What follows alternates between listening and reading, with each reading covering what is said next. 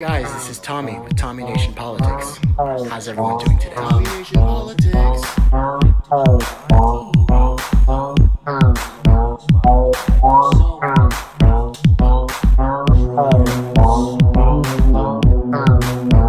The United States, one of the world's richest nations.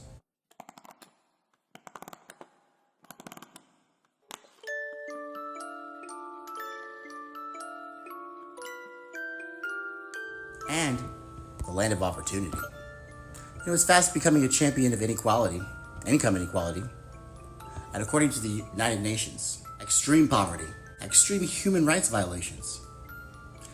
Our poverty has gotten even worse since this income inequality, not seen since the Gilded Age. And the Trump administration warned Philip Alston in a statement after a two-week fact-finding mission to California, Alabama, Georgia, Virginia, and even Washington, D.C.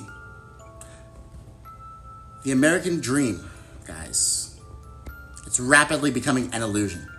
The rate of social mobility of any of the rich countries, said the independent human rights expert, appointed by the UN Human Rights Council to look at poverty and human rights in countries around the world. American exceptionalism was a constant theme in every conversation, in every person he met in the States. Today's United States has proved itself to be exceptionally problematic. Shockingly, it's at odds with its own immense wealth, the richest country in the world. There is no other developed country where so many voters are so disenfranchised, and where so few poor voters even care to go to the polls.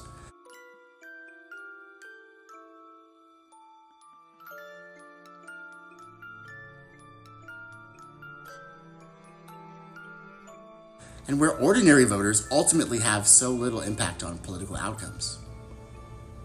There are other developed countries, guys, in which so many citizens are behind bars, but we incarcerate more than any developed country per capita. We're a caricature of the land of the free and the home of the brave now. Why? Because of our bandwagon mentality and the Democrats and Republicans, because of our media that have allowed two narratives, only two, no more, no less, to define a debate. So the patriotic drive, the nationalist lines, they pull the weight. And so does the cult personality. Truth? No. Justice? No. Love? No.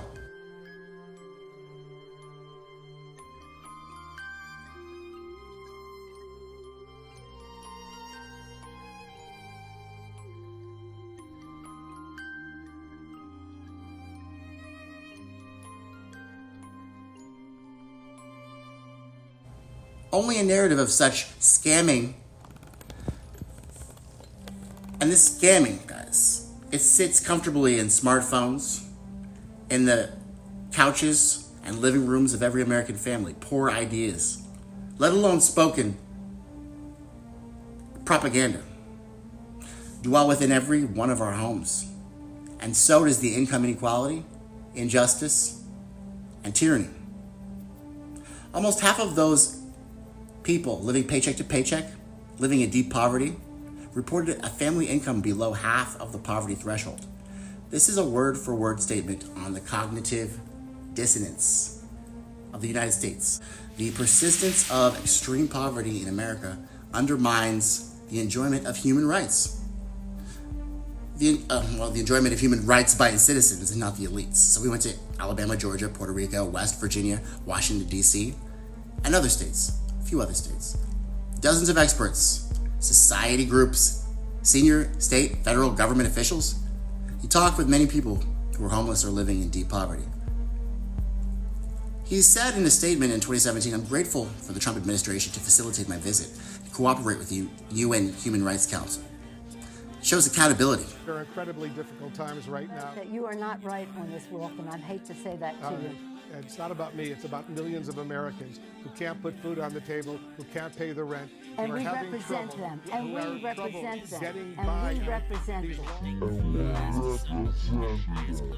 No, We you know aren't. them. It's 40 years of neoliberal policies.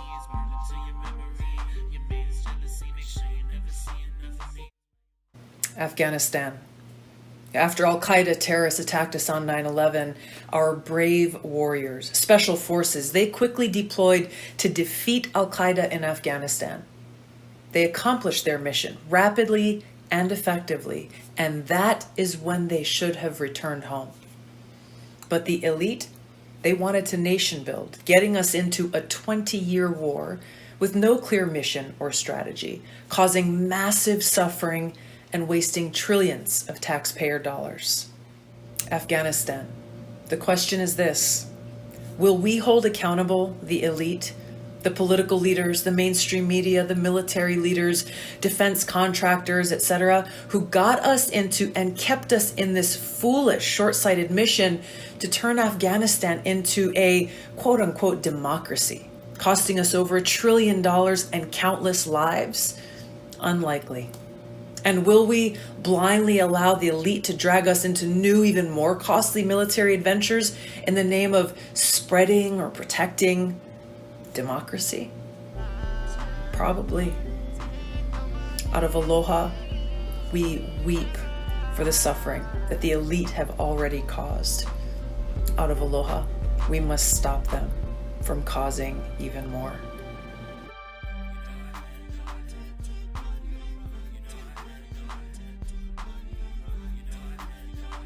Hi guys, this is Tommy with Tommy Nation Politics.